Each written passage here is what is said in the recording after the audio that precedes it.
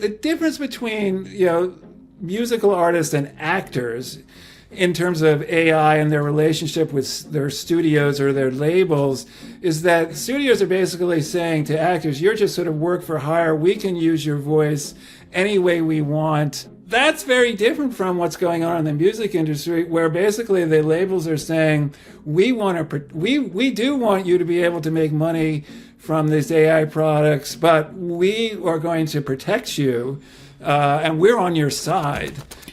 I'm Jon Favreau. Welcome to Offline.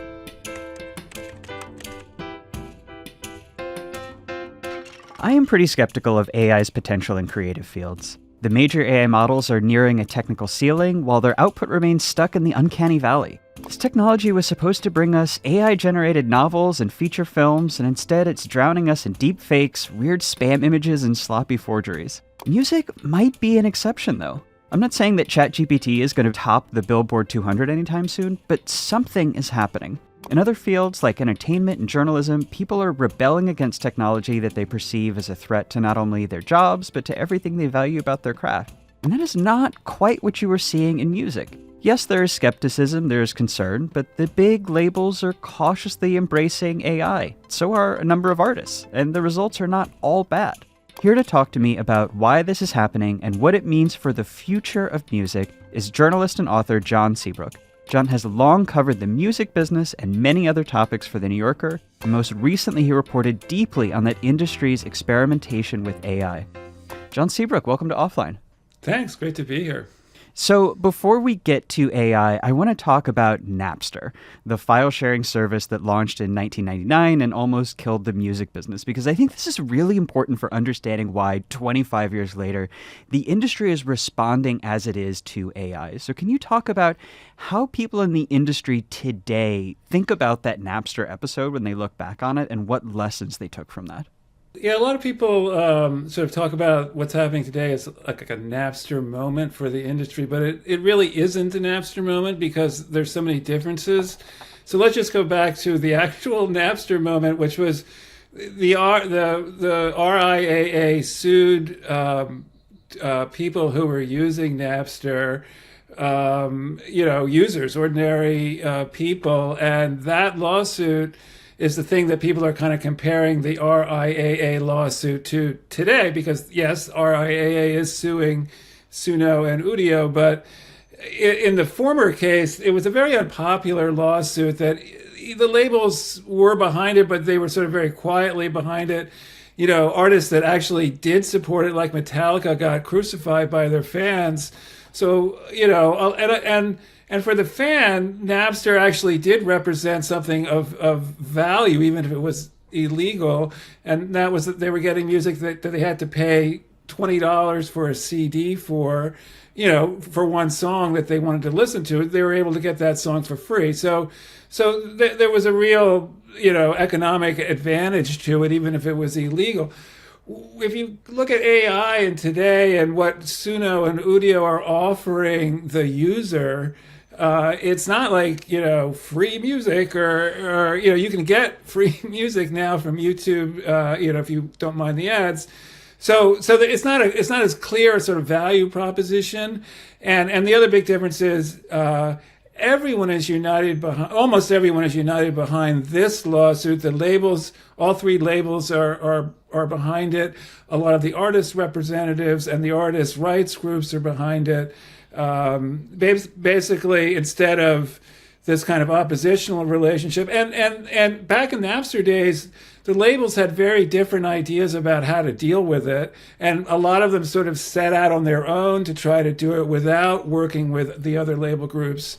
And that's very different today too. The label groups are working together, and they're really kind of working for the artists because, the artists can't sue Suno and Udio. They don't have the wherewithal to do that. So they need, these organizations to help them. So yeah, there's a little bit of context with Napster, but I think the differences are much more sort of profound than the similarities. Oh, I completely agree. Very different kind of technological disruptions, and I take your point about the legal strategies and the similarities there. I think what was really striking to me about your piece when you were interviewing music industry executives today, is how they look back on the Napster episode and how it is informing their thinking about AI today. Like, you interview Lucian Grange, who's the head of Universal, and he has this quote where he's looking back at the Napster era and thinking about how that informs how he wants to deal with AI. And he says, quote, "If we had waited for the tech companies to finish innovating, we would have ended up as roadkill." And indeed, a lot of the music industry did end up as roadkill out of the Napster era, where there was this kind of fork between the companies that said, we're going to resist change and we're going to embrace it. So how is that, do you think, today informing their broader view of how they think about AI? Right. I think a lot of people took the lesson from Napster that if you don't, there's no point in trying to put your head in the sand or sue them out of existence and use only lawsuits as your strategy, because it won't work. And, the tech is inevitable and it's coming. And the younger people who were around when streaming started to cut, illegal file sharing started to cut into the industry, people like Lucian Grange, who was kind of earlier in his career, saw that very clearly, whereas older people who were in this industry then sort of didn't embrace change, tried to resist change. Technology, technology had kind of been the friend of the industry. CDs had been a huge economic driver for the industry. And so I think people sort of thought that technology was kind of their friend, and then Napster came along, and it seemed like it was a different kind of tech world altogether. So yeah, I think what you're seeing with Lucian and some of the other labels, as quite opposed to the film studios that have fought, people who fought actors over AI. You see the labels actually working with the artists and trying to, parts of AI are great, and it's not like all AI is bad, and they're trying to sort of pick out the stuff that is good and can work with artists and their business model and not undermine it. I want to come back to this idea that the music business is approaching AI very differently than other industries like films. I think it's a really important point for understanding the role of AI in music today. But something that you kind of touched on about the music industry adapting to it, or adapting to the rise of file sharing, I always think, if you had asked me 20 years ago to pick a creative industry that would be most imperiled by the internet, no question, I would have said music. The file sharing cut their revenues by 40%, which is crazy. Piracy was rampant and easy. You could find any song free to stream on YouTube. And yet today, and this is something you emphasize in your piece, the music industry is the standout success of the internet era in terms of their revenues, in terms of how locked in they are to the business, in the sense that it's really profitable. So how did that happen? How did they make this transition to actually ride the wave of the internet instead of being overrun by it? They had a really good model in Spotify. They had a model that had been proven in a smaller market, which was Sweden, and which had been absolutely decimated by privacy. By piracy. The industry executives in Sweden were basically just sort of wringing their hands and giving it up, and really just tried Spotify because they had absolutely no other choice. And then the U.S. industry was able to sort of see how that worked in, a couple years. And then, in a slow, incremental basis, began to sign on to the Spotify model. And Spotify and the freemium model, actually, although some people still don't like it, and actually now that subscriptions are beginning to fall, I think you're seeing more criticism of the free side of these services. But the freemium model really worked as it was supposed to work, which was to take people who were used to getting their music for free and offering them, better services and better labeling and, all the other things that Spotify and the others offer, and converting them to paying subscribers. So it had a really good working model, and it converted people. There isn't really something like that yet for AI, although maybe we're going to get there. And it took a while for Spotify was licensed in 2000, I think in 2008 in Sweden, and maybe 2010 in the U.S. And Napster appeared in 1999, so it took 10 years to get around to Spotify. But it turned out to actually be a working model. Maybe not perfect, but it allowed the labels to transition from a point of sale product model to a all access streaming model in a way that added to the revenues pretty quickly. Yeah, something that I was really struck by that I don't think I had fully appreciated the kind of audacity of the music business's shift to streaming and how early it was relative to other industries, where I think there was someone you interviewed that actually talked about the music industry had forever and ever been a wholesale retail business. You sell a physical product to people, and they basically abandoned that. Right. They basically went to this model of you buy a subscription for access to our catalog, or you listen to ads and that gives you access to our catalog. And it kind of feels like no other creative industry has made that big of a shift into the internet era, right? No, they haven't. But it's partly because I think the nature of music, the small sort of bandwidth size allows you to stream from so many devices, so many different kinds of platforms.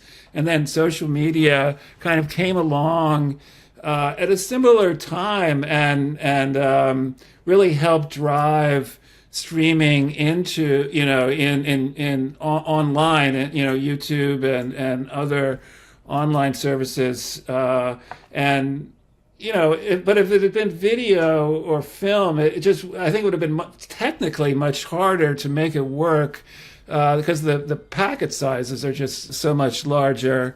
The music industry is kind of the leader here, and the film industry and the book industry is actually another interesting example, but it may be that those industries follow. But I think it was partly just the technical aspects of music, the way people can use music in many different settings. It can be streamed while you're doing a lot of other things, and it just kept growing in terms of the revenue streams that streaming generated. More and more platforms developed and they were able to license them, the most recent being TikTok. And so you got one revenue stream adding onto another, and the economy of the music industry has just continued to grow. Yeah, and that's a good point about the technical nature of music does make it more adaptable to this streaming internet era. And at the same time, and this is something I really hadn't understood until I was reading your work, is that a lot of the music executives who lived through that shift and who lived through the Napster era, they talk about it like they lived through World War I, which it kind of was for the industry. And they have this kind of like never again kind of mentality. And TikTok is actually a really good case study for this. Could you talk a little bit about how they adapted to that? Because again, this is something that could have been a huge threat to the industry, but maybe partly because of the lessons they learned from the Napster and the file sharing era. The music industry actually makes a ton of money off of TikTok, right? It is now, but only until relatively recently. The TikTok was basically not paying anything or very, very little in terms of royalties, much less than YouTube, which is still a point of contention, doesn't pay a huge amount. But no, the feeling was that TikTok wasn't paying their share at all. And so recently, Universal sued TikTok, or didn't sue TikTok, but they withdrew their artists from TikTok and said, okay, see if you can make it without all of Universal Music Group's artists, which represents more than a third of all of the recorded music out there.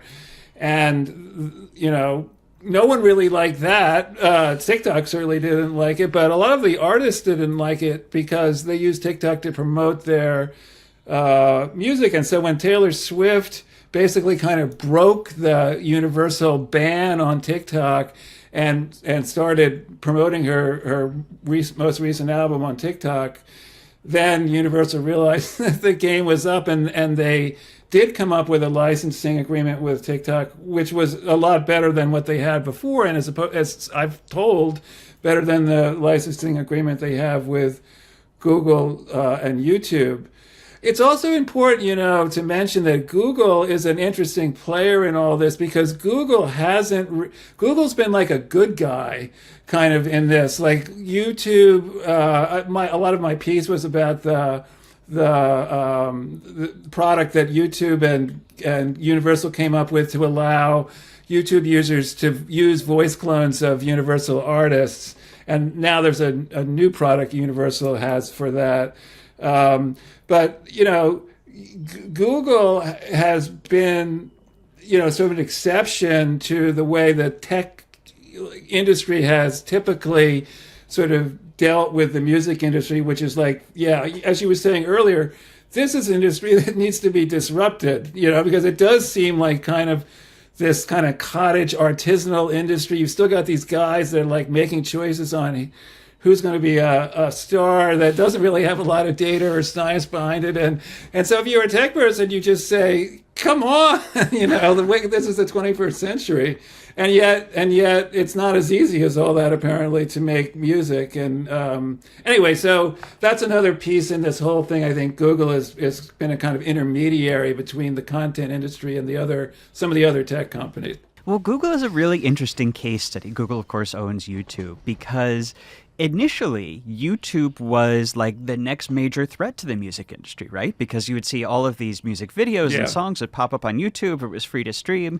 And like you described the music labels doing more recently with TikTok, they kind of took this two-prong approach of like, we are really going to fight you legally and in court if you are going to try to stream our music without paying us, and we're going to give you takedown notices, we're going to get really aggressive about litigation, but at the same time, we are going to try to bring you and work with you to strike these licensing deals so you can have the music, but you're going to pay us for it. And now YouTube pays, isn't it like $6 billion a year or something to the music? It's a huge amount. Yeah. It's a lot. So so they followed a similar strategy with TikTok, which seems to work really well and seems to fit in this kind of strategic approach of like, we're going to embrace the internet, we're going to embrace this disruption, we're going to own it and bring it into the business model, but we're also going to like really use our collective economic and legal power to coerce these tech companies to make sure they play nicely. So can you talk about how that is informing their approach now to AI? Because it reads to me as kind of similar to that. Yeah, I mean, you do have to remember that the content companies like Universal, even though they're huge companies, are minuscule compared to the market capitalization of the tech companies. So there's a huge imbalance in terms of just the sort of economic might of the two sides, and it takes a lot of fancy footwork on the side of the Universals of the world to get these deals done, and so in the case of Suno and Udio,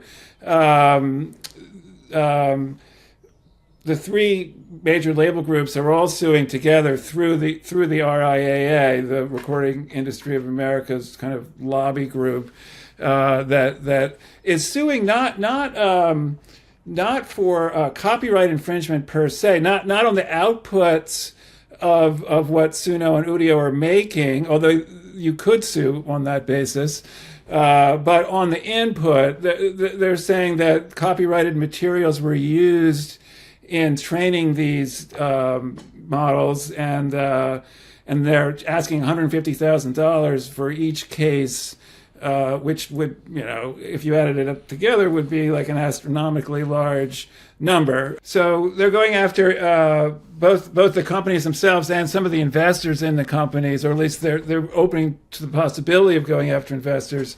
And it's, again, as with TikTok, I think they would be very happy with a licensing deal with Suno and Udio. How you would do it is a big question. Whether you just sort of license the whole training database, and any artist who's part of that training database gets sort of the same amount, or whether you look at it the way as a sample, the way sampling works.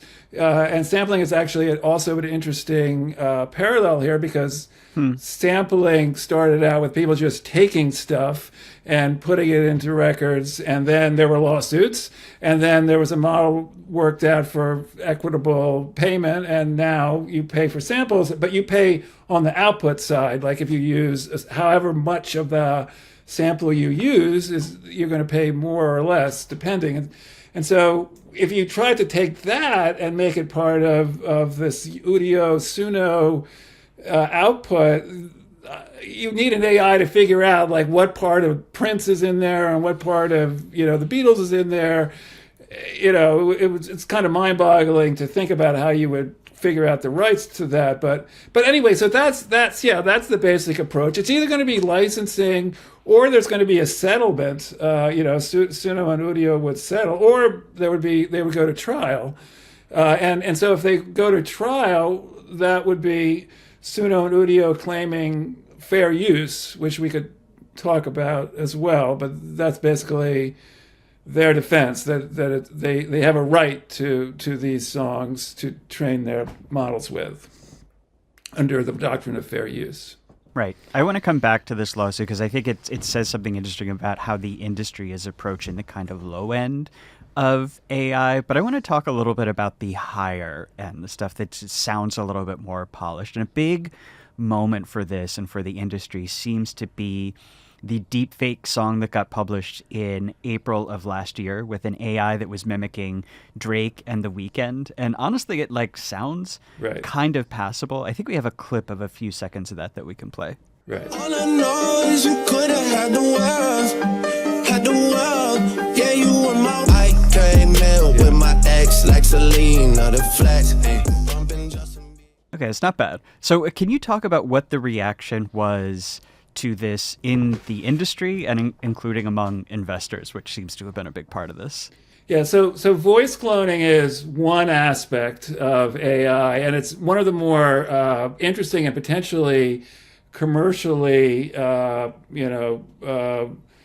remunerative aspects, because let's just think about what an artist who has an AI of his voice could achieve with that. You could basically let people write songs with your voice, and then you could decide whether you like them or not, and then you could be a co-writer of that song.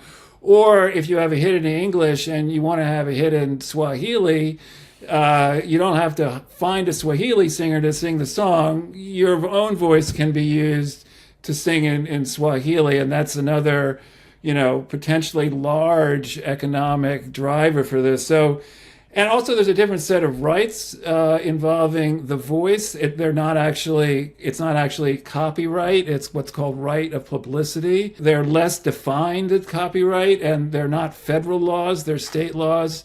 So there's a whole sort of different set of rights that go along with that. But at any rate, voice cloning is clearly a major, sort of interesting area of this sort of larger movement of AI into the music industry. And the Drake Weeknd unauthorized collaboration was.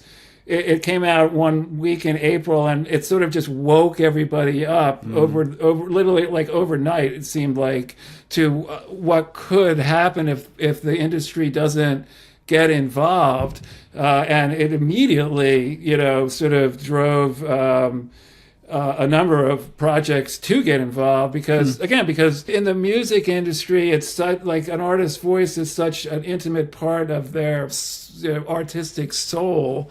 That I think it hit people on a visceral level. And that's also part of the Suno Udio lawsuit, is that the voices that these models generate, they do sound very close to some of the artist voices that are used in the prompt, even though it's not supposed to work like that. So the voice part of it is a real driver of a lot of the sort of panic, I think, or the anxiety, but also the artists like even Drake and The Weeknd's reaction to that wasn't necessarily negative. I mean, Drake said something funny. I can't remember. He said something like they've gone too far now or something like that. But I think and this Drake BBL thing that was generated with Udio is a similar thing that became a huge hit, and so there's clearly the potential there, and the industry wants to get a piece of it, and artists are worried about being protected, but the artists do have the rights to their voice. That's clear. No one's disputing that, so I think they're in a very good position. Yeah, and it's a good point about, or it feels like an important point about it hitting artists very viscerally, because it also hit investors very viscerally, right? There's a point you made that Universal's stock around this same time dropped by 20%. And this is for a number of reasons, but partly was concern over generative AI. Is this a new threat to the music industry? And part of the industry's response to this big wake-up moment was to, as you said, to try to proactively lean into initiatives or how can we own AI and bring it into the business model the same way that we did with streaming, the same way we did with the internet. And there's this scene in your story about one of those initiatives formed kind of in response to this that I find myself recounting all the time to people, because while I do remain broadly skeptical of AI's creative uses, this story added a layer of kind of nuance to my thinking on this for me. And it's about Don Was, who is a celebrated music producer, now the president of Blue Note Records, playing with this Google AI music tool called Lyria. So could you describe what happened and what his reaction was to that?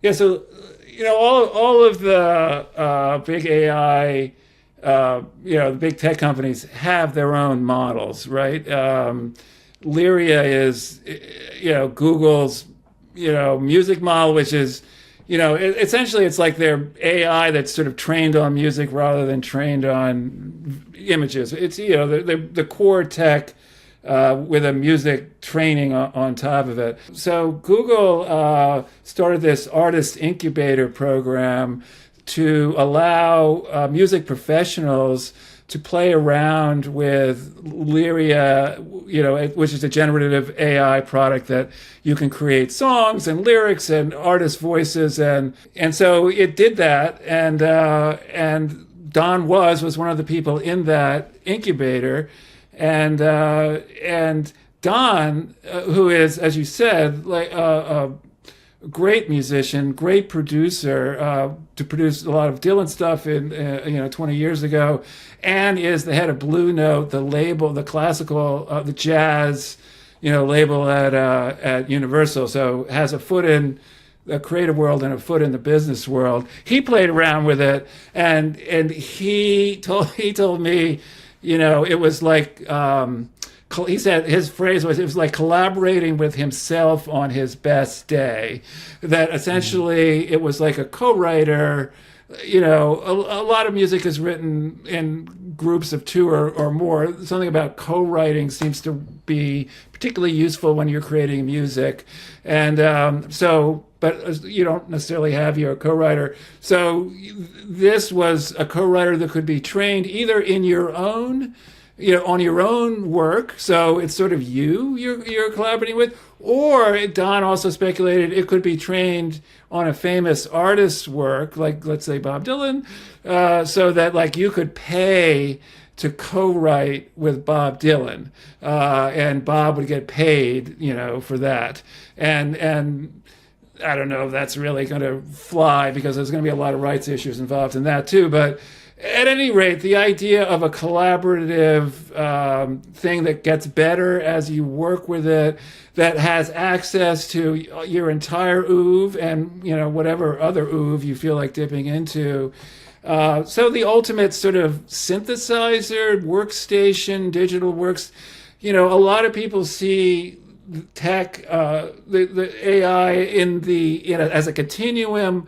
Synthesizers, drum machines in the 80s were also hated by a lot of people in the music production business. They were seen as as in some ways, some of the same language you're hearing about sort of AI music today, sort of soulless and inhuman sounds. But of course, they were embraced by people like Prince and David Bowie, and then they became mainstream, and one expects something similar to happen with AI music making tools. And so, that's what Don was excited about, and not just Don, but the other people in the incubator were excited too. How that's actually going to play out as whether musicians are really going to make music with AI that's really, I don't know, for them a more creative experience than before. I'm not sure. I haven't talked to a musician that's actually had that experience, but in terms of like a song that came out of that, an AI collaboration, but it certainly sounds like a good thing, unless it learns to do what you do better than you can do it, and then it doesn't need you anymore. That would be the negative outcome. Well, this is sort of what I found to be really interesting about the reaction from a producer like Don Was, is that he's not saying this is replacing me because it can spin up a Don Was out of thin air, but rather that it can train on his existing material and things that he has actually done, that he innovated, that came out of his brain and his creativity, and that it, like you said, that it felt like collaborating with himself on his best day. And he has this quote, the songwriters are going to like this more than anybody, as long as you can't steal from them.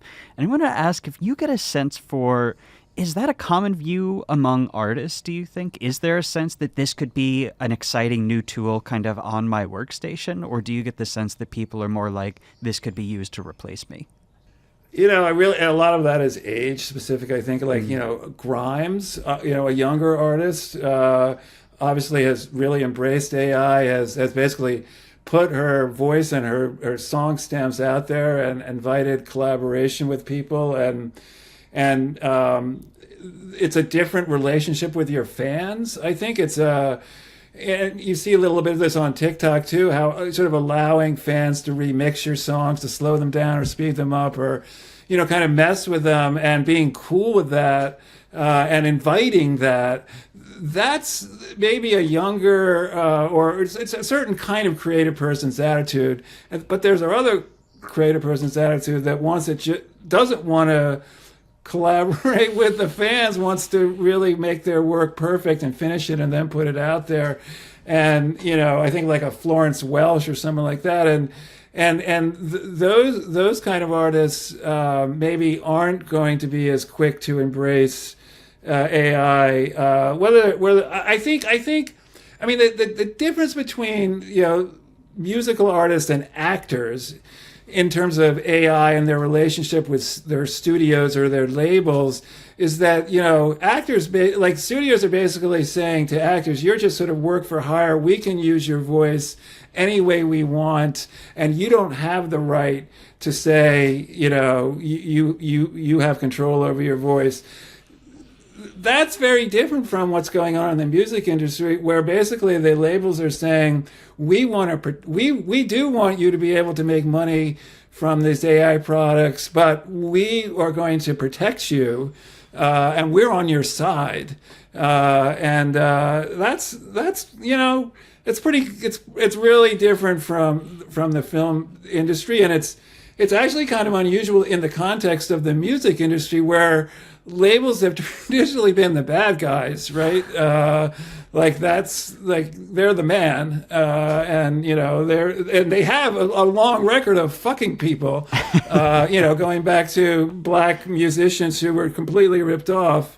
So it's not like they haven't engaged in terrible practices, but they're in this rather unusual kind of maybe newfound role of being kind of like the good guys here. So we'll see how that plays out, but it's different. I think that's a really important point, that so much of how this is going to work is going to end up turning on the kind of public sense and the industry sense of the relationship between artists and labels here. And it's a really good contrast, I think, with film and frankly with journalism too, where there's just a norm has been established, and I think Right. I think with some good reason, that AI is something that the movie studios want to use, or that, in journalistic industries, that the companies want to use to cut costs, Right. and that this is something that is bad for the creative professionals. And the fact that we saw the Screen Actors Guild strike around this time, the WGA strike around this time, fighting specifically against the use of AI, has really drawn these battle lines where, like, AI is bad for creatives is the narrative, and it's good for the bosses, and that's where the kind of push and pull is going to be. And it does seem like, at least so far, it is kind of an amazing reversal, as you said, that the music labels have positioned themselves as actually protecting the artists in AI by saying we're going to bring it into the business model. But I wanted to ask you a little bit more about what your sense is, to the extent that it's possible to kind of get the temperature of people on this, of the artists on maybe their view of other artists who are dabbling in this. Like, one venture that you write about is this thing called Dream Track. And correct me if I'm misstating this, but my understanding is that it is a collaboration with YouTube, where YouTube creators can use AIs that have been trained on certain artists, where it's like, I think John Legend, Charlie XCX are two of them. But it's not really those artists like John Legend creating a track using AI. It's YouTube creators that are using AI trained on those artists to make videos. And do you get a sense, like, do other artists see this as just like kind of a gross cash grab, or do they see it as something that is interesting and exciting? I think most artists see the product that you were talking about, which is called Dream Track, which you described accurately. I think that's like Google trying to figure out how they're going to make money on this. They're trying to figure out how to turn it into a product, because, they've invested all this money in AI, and they need to figure out products. I think that part of it sort of seems like a sideshow, probably. I know even to the guys who at Universal on the label side. I'm not putting to characterize their attitude, but I think a lot of them go into something like that sort of holding their nose, thinking like, okay, we'll do this, but then we'll get the incubator out of it, and so it's kind of a horse trading kind of situation. But I do think a lot of artists are still very leery of big tech, for sure. Particularly the ones that lived through the streaming era and saw their CD sales collapse with streaming and never really come back. And guys like Daniel Ek just saying, we're going to do this, without really asking. And then they sell their stock for, millions. Yeah, I don't think a lot of artists are all like whistling, going along with the tech companies on AI. I feel like there's a certain sort of desperation, even like, oh my God, not again, and really realizing that they have no real allies here. The labels are as close to an ally as they have, and then there's the Human Artistry Campaign. And the other part of this, I guess, is like what does the public think about songs that are made with AI, and will there be like the way sort of like a labeling, like GMO corn type backlash, where it's really going to fall to the public to say, I don't want to listen to music that's made with AI just because I don't feel like it, and I want my music, sort of, made by humans. That's going to be a really hard distinction probably to draw, because humans are going to want to use AI to make certain aspects of their music. So how do we sort of define what's human made and what's AI made is going to be complicated.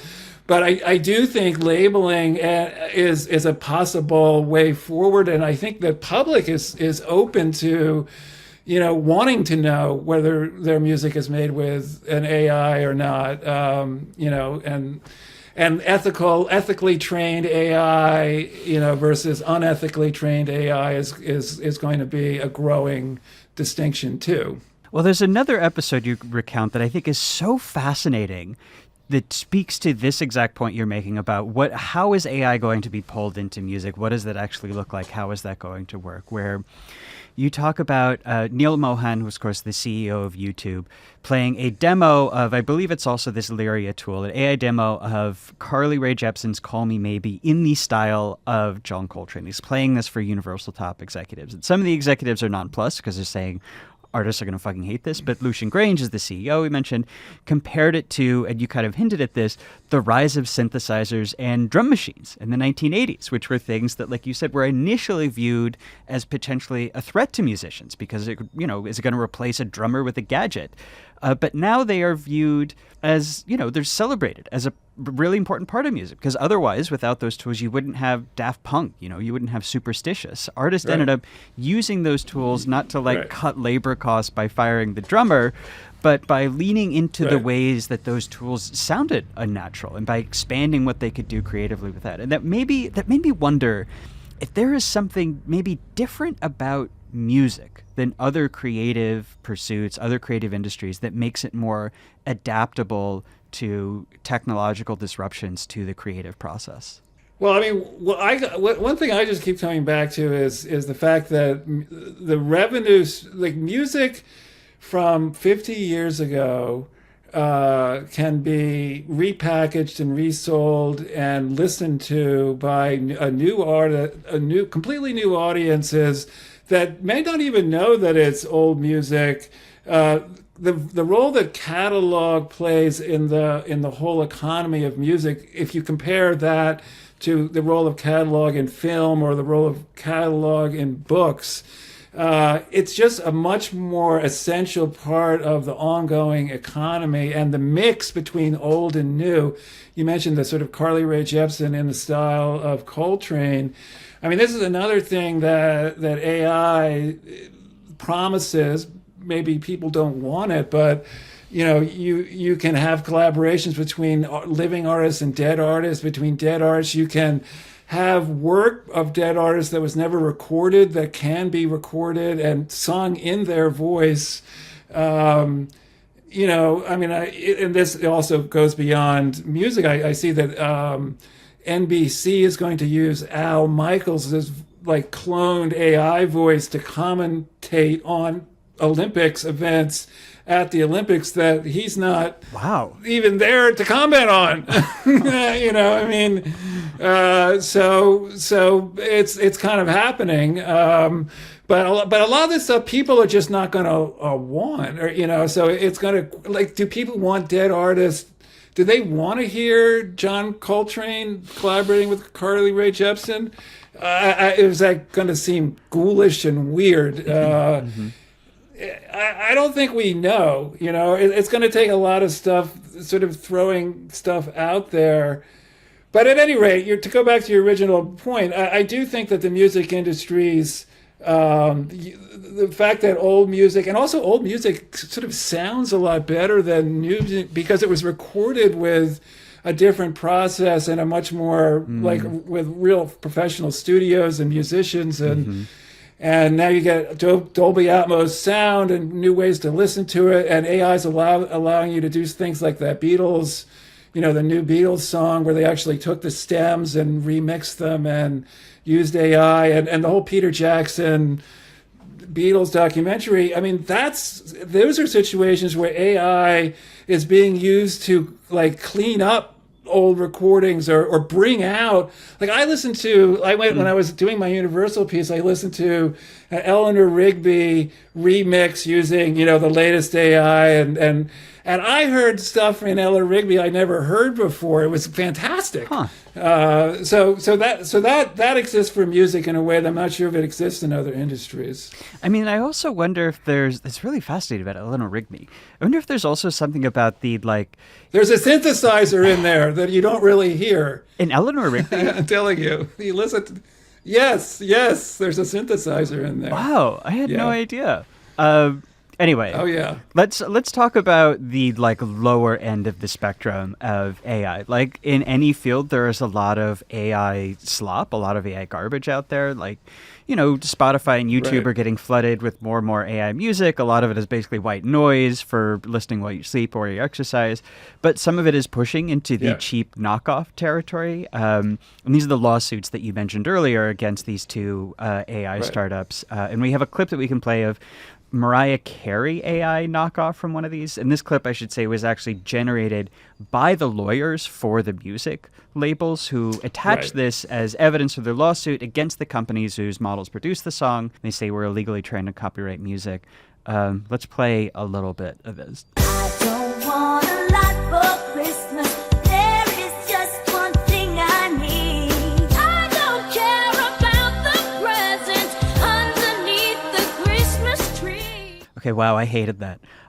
So there's part of me if wonders that this stuff, like this scalable AI slop, is maybe a bigger threat to the industry than the passable Drake deepfakes. But how does the industry view this? Do they feel like they have this under control, or are they worried about it?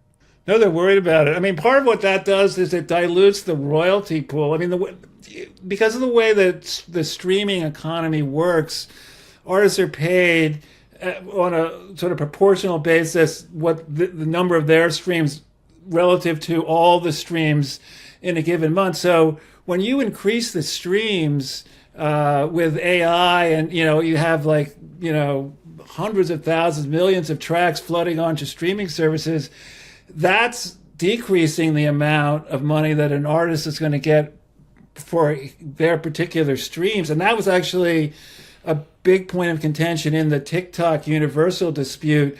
TikTok wanted the right to be able to put AI music up on TikTok and count that in the royalty stream. It's basically royalty-free music that really only serves TikTok users, but it also hurts the general royalty pool for legitimate artists. So that's one way in which AI could, a tide of slop could directly hurt artists, payouts. But then for the listener, of course, I mean, discovery becomes all the more difficult to do, which is already, sort of a big issue. A lot of people work in the industry and don't make money as pop hit makers.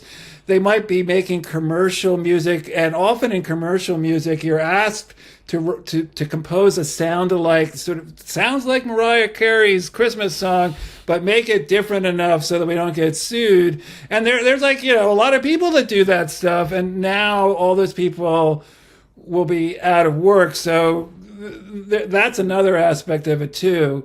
And the final point I'd make is Mariah Carey's Christmas song is actually getting sued by a human now for copyright infringement. So it's not just AIs that are doing this stuff. There's still good old infringement going on among humans, and that's probably going to keep going on too. It's a beautiful tradition that will never die. I mean, I guess the good news is that the labels at least have a pretty good track record of being able to bring these new technological challenges like streamers kind of to heel to some degree and bringing them inside the tent. And they do seem to have a view that the ultimate asset they want to protect is their catalog, which is to say that they see human generated, good, high quality music that can be licensed off of in whatever ways to AI is the ultimate thing they want to protect. So they don't want that washed away.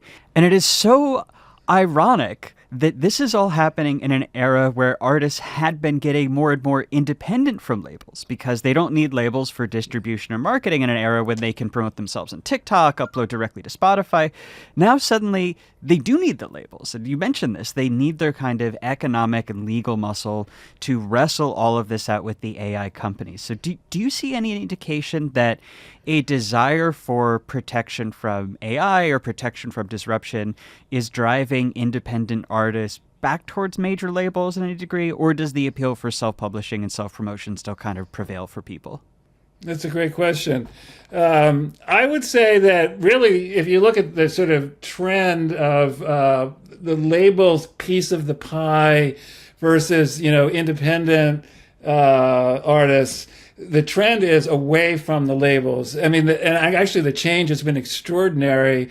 If you go back, 20 years and look at how many, tracks came from labels versus today, it was like 80% then and 20% now. It's really changed in a huge way because of access to streaming, and all the DSPs allow you to basically put your songs up. I mean, people don't listen to them. I mean, most of the songs that get put up don't even get one spin, and the vast majority of them only get a few. But that's a giant driver. So I think that the lure of independence and the ability to do it yourself is the strongest driver right now in that kind of label versus independent sort of world. But at the same time, you're absolutely right that being independent doesn't give you any protection against AI.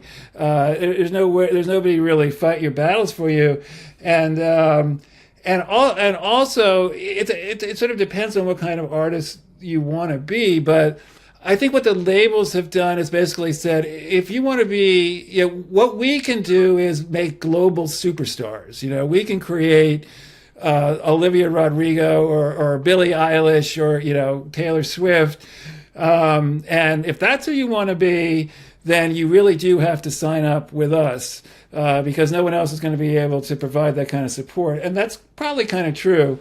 But aside from that, and it does seem like there are a lot of artists that don't necessarily want to be that kind of artist. There's now a lot of talk in the industry about, who's going to be the Super Bowl halftime star in 2040, because it's sort of looking right now that you're not seeing that kind of mega star sort of emerging, in the next Taylor Swift. I mean, maybe Sabrina Carpenter, but too early to tell.